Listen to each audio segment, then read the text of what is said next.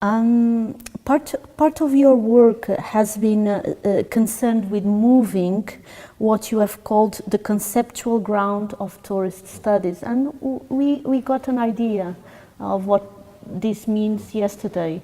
But can you say something about this? I mean, why are concepts important when we are studying tourism? Tourism is a funny subject. It's a subject that has grown with industry growth rather than as out of intellectual motivations. So it's a subject that always has been kind of minor, secondary, even if tourism is actually at the center of some of the key processes that we study today in contemporary societies. Just to give you an anecdote, I don't know the last one, but the previous REF, the research assessment exercise that they do in the UK, there's only 2 papers that talk about tourism that enter in a 5-star, what's called 5-star departments. And one was by John Ury and the other was one by Mike Rank. And I don't think so the next assessment there was any tourism papers. So this is a topic that's marginalized. And I think the marginalization, and there's 2 responses to that.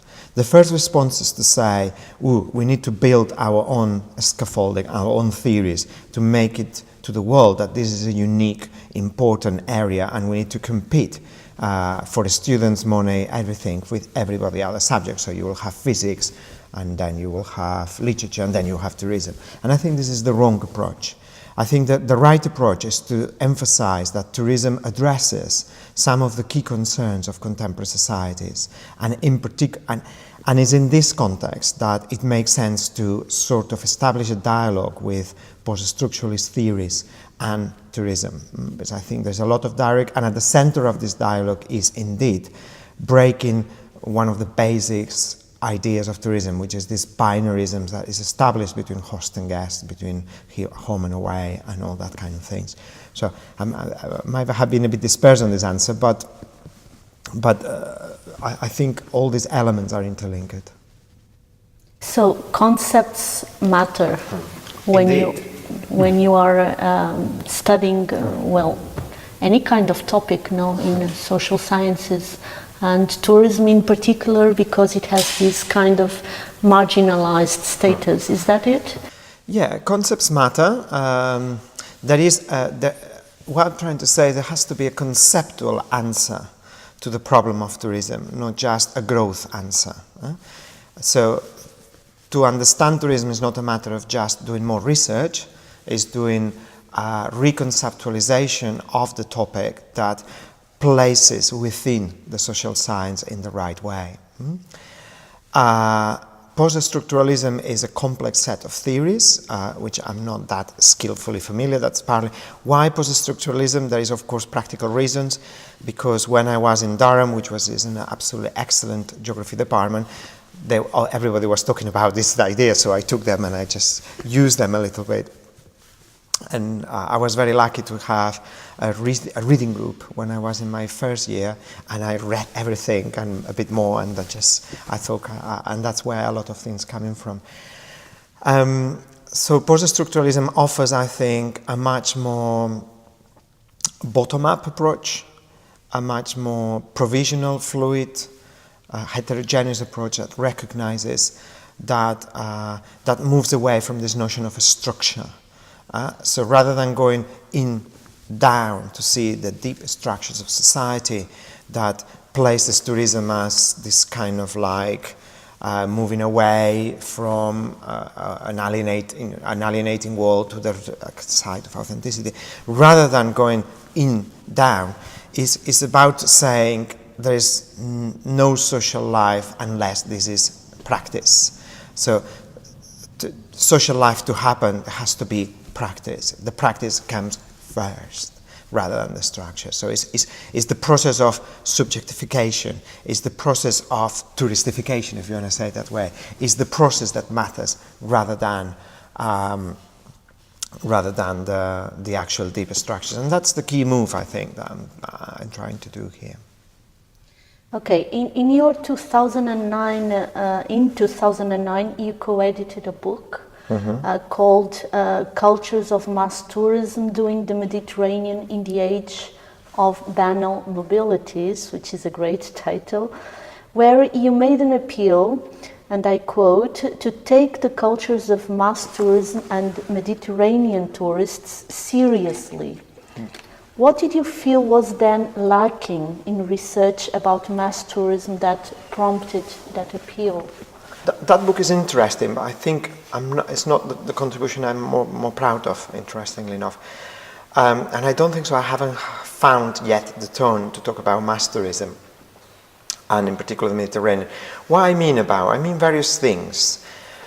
First, we have this paradox that touristologists, which is a word that doesn't exist but I like to use, the touristologists talk about everything that's exotic, and they rarely talk about things, about the tourist experience of the masses and the majority. So I think there was a democratic duty to not just focus on the experience of the few, but as well on the experience of the many, and take that experience seriously. It's not just ecotourism that's important here, it's as well mass tourism is equally important here. The other thing we want to say in that place, is that mass tourism is the defining characteristic of the Mediterranean. The Mediterranean cannot be understood without these multiple mobilities that compose this region. In fact, the Mediterranean is an interesting space that effectively resists closure, because it's all about fluidity. It's all about. There is this wonderful book of Abu Falia, the Great Sea is called, and he did a history of not just places, but did a history of relations and flows within the Mediterranean. And of course, mass tourism is the very last chapter of that. But I think this is a bit what we want to say, is that the contemporary culture in the Mediterranean cannot be understood without these tourist flows that link tourism, link these places, mainly with Northern Europe. So it's a culture that needs to be understood in a way as other everyday cultures. Your reflections and conclusions about mass tourism are closely knitted with the kind of sun, sea and sand tourism you studied. Are there relevant differences in kind and degree when you speak of other kinds of tourism, like urban tourism, heritage tourism, adventure tourism, industrial tourism? To put it in another way, how much are your theoretical conclusions indebted to your ethnographic fields, like namely Menorca and Barcelona, which you did, and your objects of study, like mass tourism, beach tourism? Yeah. What are the differences? I think it's Lovgren who said, it's a guy, Urbain, as a French sociologist who distinguished between Phileas Fogg and Robinson Crusoe. And he says this: we often conceptualize tourism, and when we conceptualize tourism, we have in mind the sightseeing, the going from place to place, like Phileas Fogg, the cartoon I used to watch when I was a kid, going from place to place, collecting sights, and basically tourism as an acceleration, as movement. However, actually, a lot of tourism is about exactly the opposite.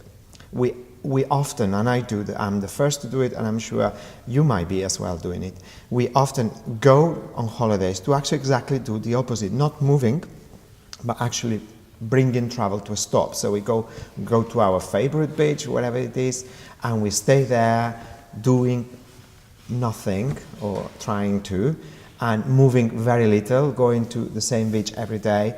And this is a completely different articulation of practice than classical tourism. And mass tourism is a little bit about that.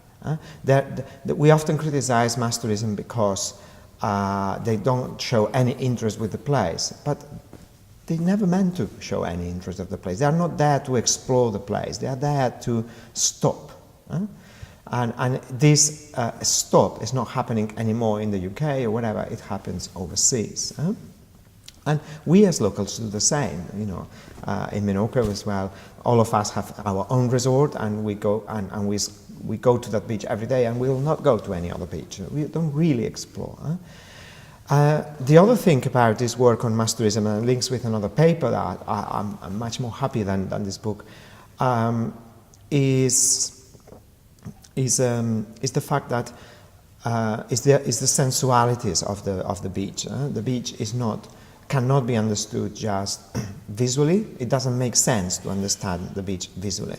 If we go to the beach just to gaze, to look around, it will be very pornographic, if you let me use this word. It will be like looking at each other semi-naked. It wouldn't make much sense. So it has to be another articulation of the senses there. And that's why I try to say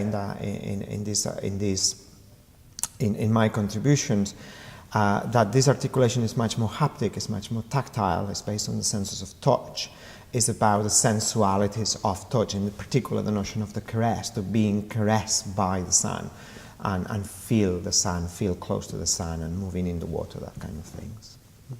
So would you say that your ethnographic fieldwork was important, was in any way crucial for your theoretical conclusions? Absolutely, absolutely. I did the basis of my research was 2 sets of fieldwork. I've done other things after that, but the basis of my research was an ethnography of the hotel and an ethnography of the beach. The hotel, it was interesting, but it didn't work out as well. It gave me a lot of work, and it didn't work out as well as I wanted. But the beach did. And it was a wonderful space to do research, and I will encourage everyone to do research on the beach, because it's a public space. And people go there for hours, spend like 3, 4, 5 hours on the beach. And actually, people like to talk to someone when they are on the beach. They're actually rather boring, the beaches sometimes, you know. You spend 5 hours there, you know. And I'm very honored to say that nobody refused to talk to me on the beach. And I'm not surprised about it, because it's a place that is conducive to a certain degree of sociality, and it's conducive. You have the time, you have the space, and of course, if you approach it the right way, and blah, blah. And that beach, that fieldwork I did on the beach was for me crucial to develop all this, in particular the more the embodied side of my research. And it's always ethnography, and is as well autoethnography, because there's a lot of you cannot really talk about other people's experience of the beach without thinking about your own experience of the beach. And there's a larger discussion here to be had if it's all experience of the beach are the same, which clearly not. There's different national cultures of the beach. The one in Menorca is much more closer to the southern French experience, for example. Whereas the experience of the beach in Northern Europe is completely radically different, partly because it's very cold. And what didn't work out in your hotel fieldwork? Because I read some articles you wrote about the pool, yeah. And I really like those. It always takes me more time to write about the hotel than the pool, than the beach. Partly because the hotel is a very highly controlled space, and therefore you have to negotiate not only with the researcher, with the research in the participant, but as well with the hotel owner. Mm-hmm. So that always, you never really have a real ethnographic experience of the hotel, because you always, in that case I did serial interviews, so I follow the holidays, the tourists around the holidays. I think I produced too much data, and I spent like 8-9 months just transcribing, and I think I did too much, and that there was an issue of doing too much there. There's no particular reasons why. I don't think so. It was, but I managed to produce certain things. I'm not. The pool thing is the one I particularly like from that. Mm-hmm, mm-hmm.